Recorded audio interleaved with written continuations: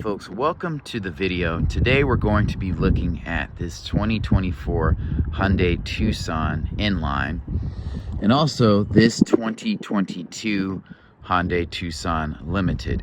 And this vehicle has been all over the road where I live. I see these things everywhere. If you'll notice, it's hard to distinguish these from the Hyundai Santa Fe. They look very, very similar. I believe the Santa Fe is a little bit bigger.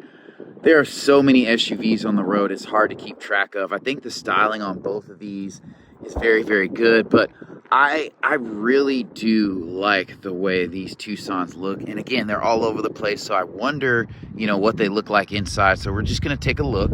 I feel like as far as this one's concerned, there's really not a bad angle on it. I like the wheels. I think they look good with this, matte or flat black paint. They don't look like they're doing too much. They're more black than they are silver. And it kind of has like an Audi type shape. I mean, all little SUVs are shaped like this, but this kind of has like a Q5 type shape. I love the dual exhaust down here. It is not a Porsche Macan, so you're not going to have quad exhaust. But every angle of this vehicle looks good. I like the haunches on the back. This has broad shoulders. It kind of gets wider in the back. So we'll start by opening the tailgate. And it is an automatic tailgate. This is a hybrid model, so it probably has a little bit more bells and whistles than the base. Yeah, you have good room back here. You have some storage space under here, which I like. You pull this back, a little bit more storage space there, so that's neat. I love that you have a charge port back here, and this cover is very, very practical, easy to use. So maybe, and then you just do this number to pull it back. To let the seats down, you just pull this lever here, which I'm not mad at. This is not a luxury SUV. The seats don't fold down flat. I mean, this still gives you a lot of utility, and you can take this cover mount off and have more space. But as far as a flat, cargo area, that's not going to be a thing here. But I love the fact that the seats fold down and you have a good amount of space back here. Liftover's not too bad either. I wouldn't mind a little kick plate here, but I get it. This is a black vehicle. But if it matched this silver diffuser here, that would be dope. And one thing I do like about this vehicle is that you have a good amount of reflectors on the bottom, which is dope. One negative, and I do not like that Hyundai Kia does that, is putting the turn signals in the bumper. They're just not as visible. And with everybody riding high in SUVs, it just creates an opportunity for confusion. But I love the lights here. They kind of look like striations a little bit. And this vehicle is very edgy, but I'm here for it. And I like the fact that you have a reflector here. I think that's a very, very nice touch. This is painted black. So, if you're doing your off-roading and you're on gravel roads and things like that, you will chip this paint up because this thing has large 19-inch wheels. So, you don't have a ton of room down there. I like the wheels. I think they're a good size. Again, it kind of lends towards that luxurious look and vibe, having the big wheels. But stepping inside here, I love that you have a kick plate here, and it says Tucson on it. I remember looking at a Mercedes S-Class. It wasn't a new one, but it had a kick plate, and it didn't have, its name or model written there. So that's a very, very dope and surprising touch. I love what they did with this door. It's all black, but just the use of piano black here is a very classy touch, and some texture here. This is soft touch. This is hard touch. This is hard touch. Well, slightly padded. This is soft touch, and I love this little stitching going through here. The red stitching is very, very nice. Again, this is a 2024. So I love the framing of this door. The belt line's a little bit higher, which is definitely a modern thing. So we'll set this seat up here, and keep in mind it's a 60-40 split, which I'm here for. I love the look of these seats. This material is very, very grippy. Stepping inside, there's not really a step up here. It sits higher than a sedan. Right, so sitting inside, I have good room here, good leg room. This seat does not move forward and back, so this is the amount of leg room that you have. So I am over 6 feet and I have longer legs, so you don't have a ton of leg room back here. It's not like a Ford Explorer or something like that. You do have vents back here, which I love. And then you have USB-A charge ports. And again, the carpeting looks good. I'm happy to report it's black. The headliner is black, and you do have a panel roof in here, which lets in a lot of natural light. I'm here for it.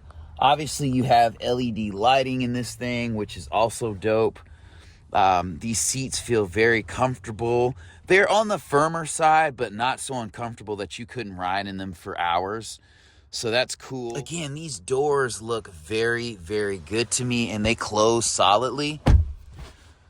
This feels like a very, very solid SUV. And I will say this, so people are talking a lot of noise about Kias being stolen. Those are Kias with keyed ignition. So if you have a, one that has push button start, not so much. And here's a look at the front cabin. And I like how it's like, it feels very open. Excuse me. You almost get like Tesla vibes with it kind of bowing out here. It's a little bit concave over here, so I really love that.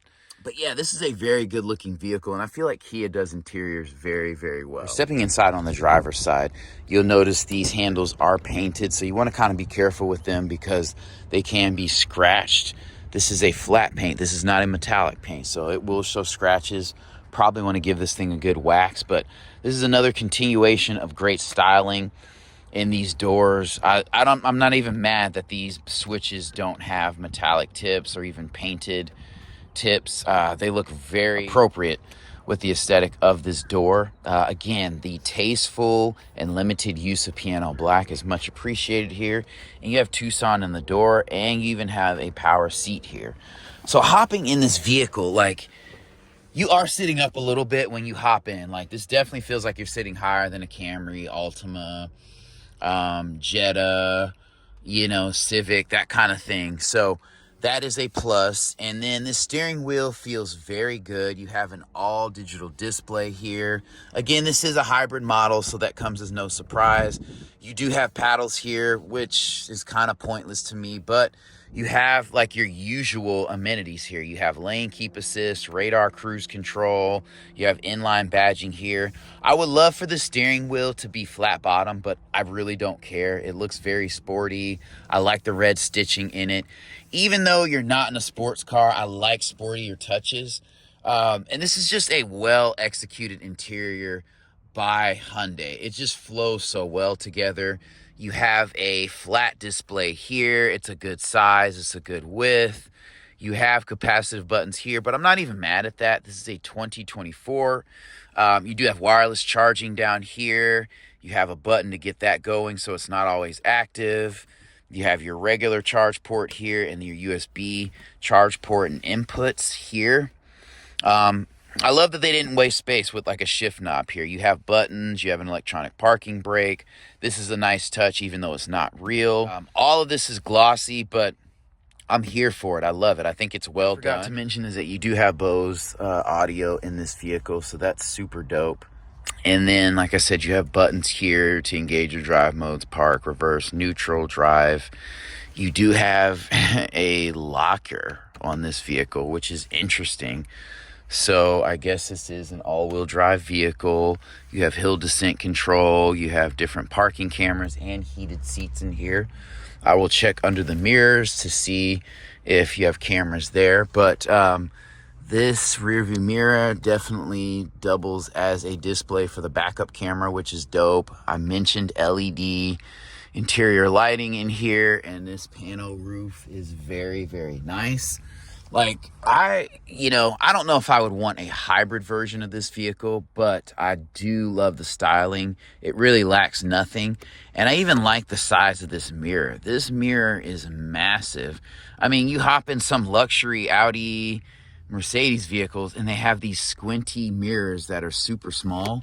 So kudos to Hyundai for that. Also, you have metal kick plates down here. So a really, really good feature set in this vehicle. Loving this vehicle. I'm not missing leather seats.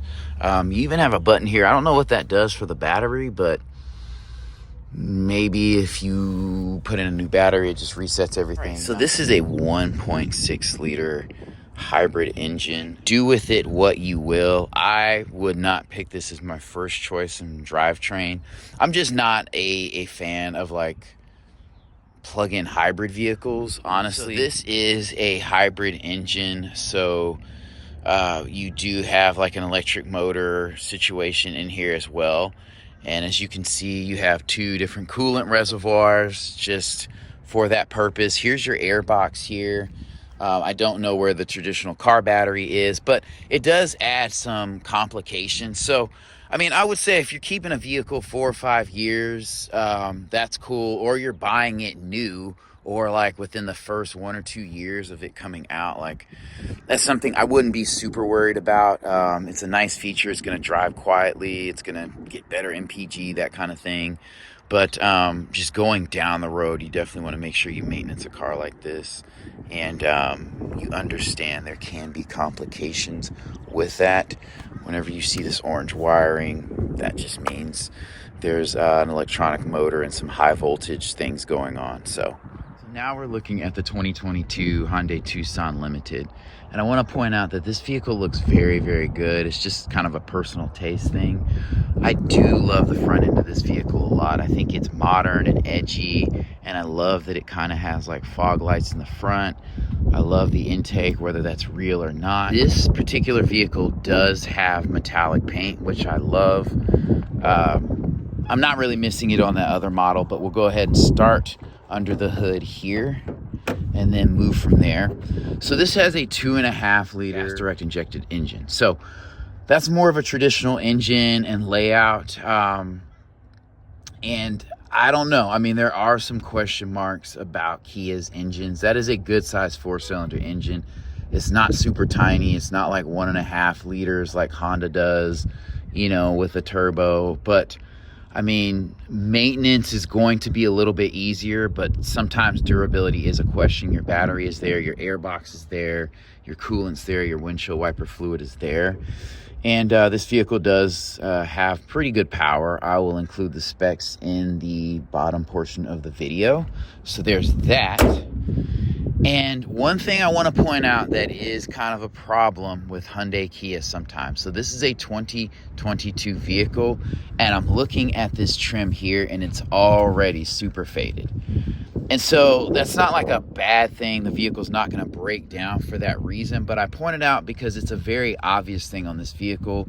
I mean, it's a metallic black, so if you get it painted and polished, that's going to stand out. And you can fix that with some aftermarket type things, but it's not something you really want to be dealing with in the second year of a vehicle's life. So it makes me question this trim here. Although it saves the paint, it could be a problem down the road with it fading prematurely. I do love that you have turn signal indicators in here. And in that other vehicle, you do have cameras in the side view mirror, so I forgot to point that out. This vehicle also looks nice. I'm honestly leaning towards the other one, if I'm being honest. Like if I was gonna buy this or that one, I'm gonna go with the other one. I mean, this does have 19-inch wheels. These wheels don't look as good to me. These don't look bad. None of these vehicles are going to be spotless because it's very, very windy where I live. So they're gonna be a little bit dusty, but just even all cleaned up, the other one is just going to be a better look for me because this trim right here, I'm normally a fan of it. Around the bottom, the plastic trim, it just doesn't look as clean and classy. And this is a limited version of the vehicle. So we'll take a look. As you can see, the reflectors in the back are a little bit different from the 2024. So I feel like they've made some improvements there. And again, that trim just makes it pop that much more. So we'll go ahead and pop this here.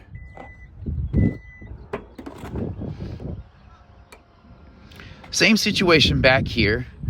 So, you know, we can't complain. There's no differences back here. So we'll go ahead and look at the inside of the vehicle. This looks a little less classy to me. And I'm kind of missing the loss of, you know, the paint around the wheel arches and things like that. Like, I feel like when a vehicle's blacked out like this, it should just lean towards luxury more than utility with these arches. You know, that's a personal preference for me. Looking inside, one of the first things I noticed is that the kick plate, it does say Tucson, which this is dope still. Even though it's rubber, that's still a pretty cool touch. And this vehicle does have rear heated seats and leather appointment. So if that's your thing, you know, it's kind of like pick your poison. You know, it looks not as good on the outside, but when you get inside, you know, it's more comfortable. So stepping inside, these seats lean towards the firm side like the other ones do. I would not be able to ride in them as long, but I like that they're perforated. I don't think this is a bad looking interior. And then we'll go ahead and zoom out because this one does have a panel roof again, LED lighting.